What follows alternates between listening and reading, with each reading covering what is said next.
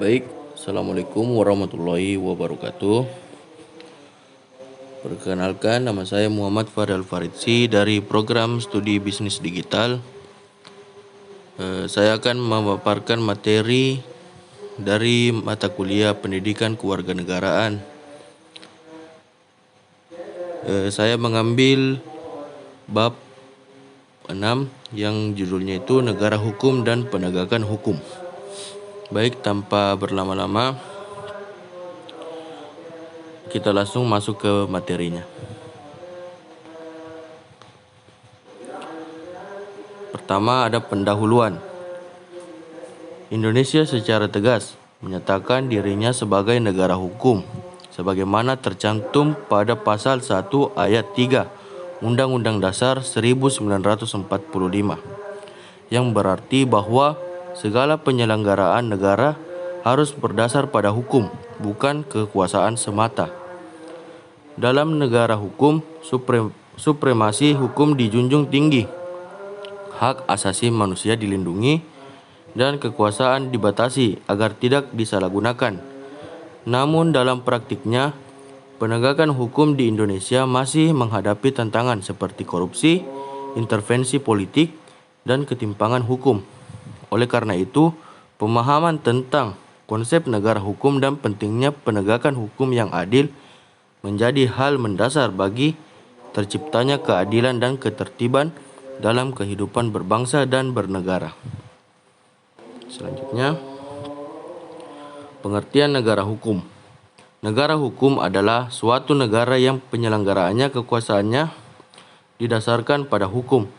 Segala tindakan pemerintah dan warga negara harus berdasarkan hukum, bukan atas kehendak penguasa semata. Dalam konteks Indonesia, negara hukum ditegaskan dalam pasal 1 ayat 3 Undang-Undang Dasar 1945 yang menyatakan bahwa negara Indonesia adalah negara hukum. Konsep negara hukum memiliki ciri utama adanya supremasi hukum, jaminan hak asasi manusia, peradilan yang bebas dan tidak memihak, serta asas legalitas dalam segala hal tindakan pemerintahan. Next, apapun ciri-ciri negara hukum menurut doktrin umum dan juga tercermin dalam praktik di Indonesia antara lain, yang pertama itu ada supremasi hukum atau semua pihak tunduk pada hukum tanpa kecuali. Yang kedua, kesetaraan di hadapan hukum atau equality before the law, atau tindakan tidak ada warga negara yang berada di atas hukum. 3. Peradilan yang bebas dan tidak memihak atau hakim harus bebas dari tekanan pihak manapun. 4. Asas legalitas atau setiap tindakan pemerintah harus berdasar pada undang-undang yang berlaku. Next. Adapun prinsip negara hukum. Prinsip negara hukum tidak hanya sekedar menjamin hukum sebagai pedoman, tetapi juga bagaimana hukum tersebut mampu menjamin keadilan sosial. Berikut beberapa prinsip utamanya, antara lain prinsip demokrasi dan partisipasi rakyat, atau hukum dibuat melalui mekanisme yang demokratis. Yang kedua, prinsip due process of law, atau setiap warga negara dijamin haknya untuk mendapatkan proses hukum yang adil. Yang ketiga, prinsip pembatasan kekuasaan atau kekuasaan negara tidak boleh sewenang-wenang. 4. Prinsip penghormatan dan terhadap HAM atau negara menjamin perlindungan hak asasi dasar manusia.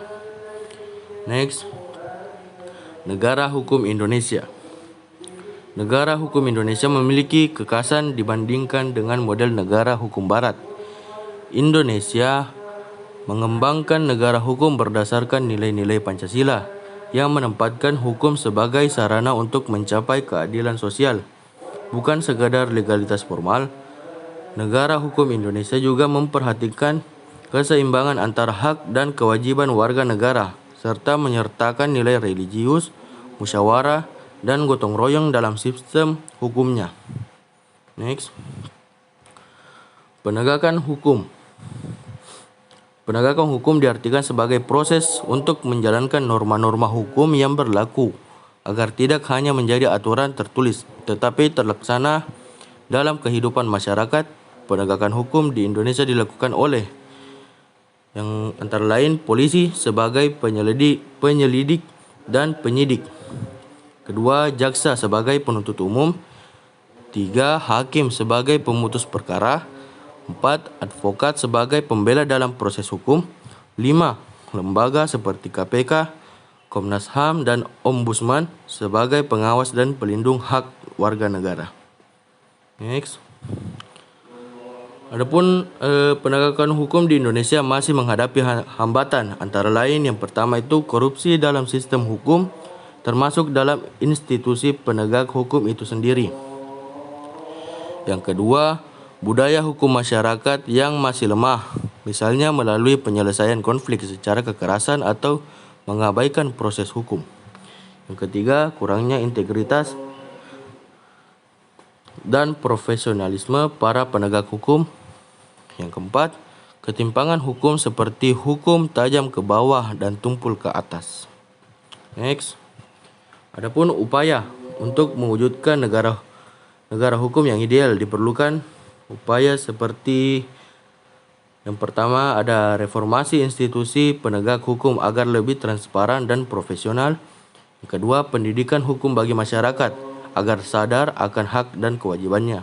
Ketiga, mendorong akuntabilitas aparat hukum, misalnya melalui pengawasan lembaga independen. Yang keempat, penerapan hukum tanpa pandang bulu atau non-diskriminatif. Kelima, mengembangkan budaya hukum dalam masyarakat, termasuk melalui pendidikan kewarganegaraan. Next. Baik, itulah pemaparan materi dari saya. Untuk kesimpulan dari presentasi saya itu, negara hukum merupakan landasan penting dalam penyelenggaraan kehidupan berbangsa dan bernegara, di mana hukum dijadikan sebagai pedoman utama untuk menjamin keadilan, kepastian, dan perlindungan hak asasi manusia. Indonesia sebagai negara hukum telah menetapkan prinsip-prinsip hukum dalam konstitusi. Namun penegakannya masih menghadapi berbagai tantangan seperti korupsi, lemahnya integritas aparat, dan rendahnya kesadaran hukum masyarakat. Oleh karena itu, penegakan hukum yang adil, transparan, dan bebas dari intervensi kekuasaan yang sangat penting untuk mewujudkan cita-cita negara hukum yang sesungguhnya. Setiap warga negara juga memiliki peran strategis dalam mendukung tegaknya hukum melalui kepatuhan, pengawasan, dan partisipasi aktif dalam proses hukum yang berlaku. Baik, saya Muhammad Fadal Faridzi. Lebih dan kurangnya mohon dimaafkan. Assalamualaikum warahmatullahi wabarakatuh.